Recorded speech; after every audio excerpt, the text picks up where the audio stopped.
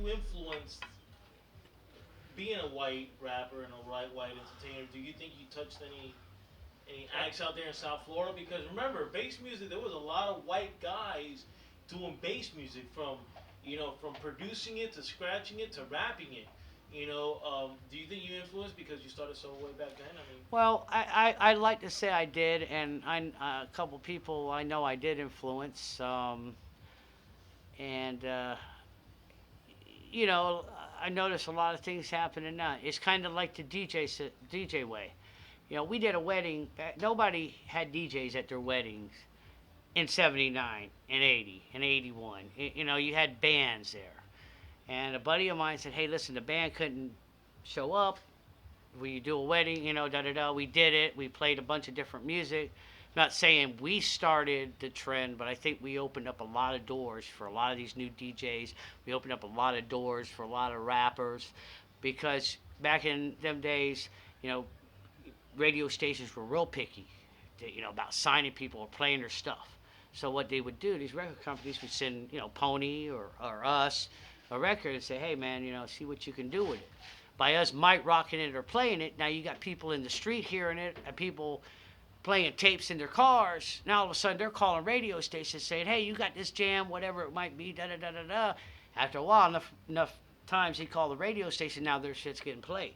Exactly. We get record companies that would send us stuff, and hey, can you play this? And we played at clubs or we played at parties, and we put it on tapes because we used to bootleg tapes back in the days. It's not a secret. Jam Pony, CM, us, FL DJs. It was. That's what we did. That's the original mixtape concept. Right, I guess you could say, but we regulate, and let me specify, because a lot of people think mic rocking is mic. There's two different things when it comes to the world of DJing and doing what like Vic does or what I do or some of the other crews. Mic rocking would be just me time, ooh latte and stuff like that. Big Ace, mic rock. Okay, rest in peace, Big Ace. That's my bro from the heart. Um, we regulated. Regulating is where you take a song that somebody has and you add your own stuff and then bring it in. There's a real big difference, and a lot of people get that mixed up. Well, what we used to do, a lot of times, first of all, a record company would say, hey, listen, can you play this joint for us? And, all right, whether it be Pony, whether it be CM, I mean, I don't know a lot of the stuff that Jam Pony played. I know what we got sent. And, so okay, no problem. So we would play it at a party or whatever, or put it on our tapes that we were selling out at the Oakland Flea, and we would eventually just let it play. People would hear it and stuff. Then once we start mic rocking it. Okay, and it depends. Some songs you can mic rock, sometimes you can regulate. Can you give me a demonstration of a mic rock? In the meantime, Yellow Black Jam Attack FL DJs, woo! And you got the beat going. Now, when you're regulating, it's like once upon a time, not long ago, Captain D was on the flow and living it slow. And you got Slick Rick going on the background of Children's Story. And just like Vic does, me and Vic both kind of worked Children's Story back in the days. And I do my own version of it, and he does his own version of it.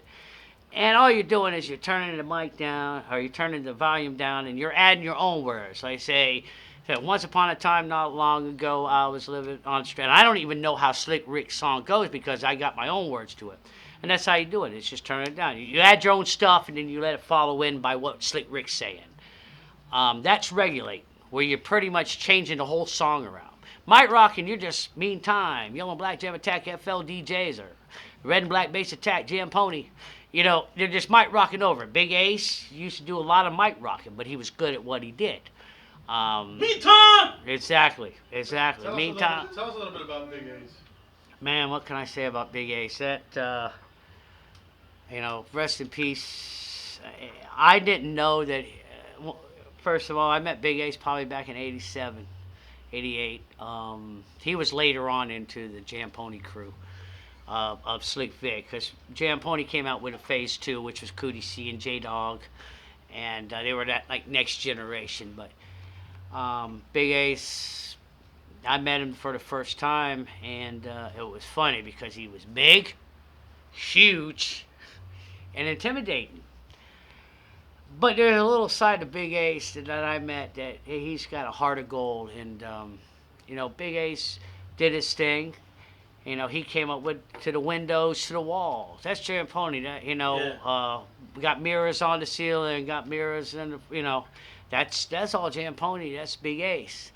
Big Ace is a good guy, and we had a lot of good times together. Um, I found out, you know, actually February 1st, 2012 just passed. He's been gone for 12 years. I found out like 3 years later after he passed away, which really broke my heart. I mean, Big Ace is a true mic rocker. He's intimidating. He handles business, but Big Ace, he's he's got a great heart, and he was in demand. Big Ace was the happening thing.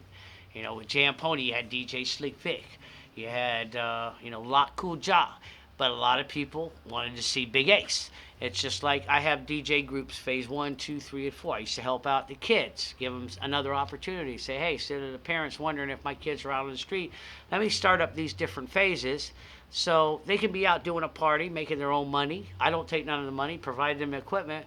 And if the parents call, they know, okay, my son will be home at 11 o'clock and he'll have a little bit of cash in his pocket. The same way how FLs did or Champoni did is, they phased off. And that's where you got Goody C and J-Dog. Big Ace was kind of what I'm getting at is Big Ace was one of them ones where everybody knew. If my Phase 2 crew from FL DJs did a party, and if they didn't improvise Phase 2 and just said FL DJs, people would show up expecting to see Captain D. Or people would show up expecting to see DJ Swift. And back in the days before it was DJ Swift, it was Jazzy Rock and DJ AC3, which a lot of people know him as. You know, and that's how Big Ace was. People go to see Pony Express. They want to see Slick Vic, but we want to see Big Ace. And Vic made Big Ace to that point where, look at Dynamite.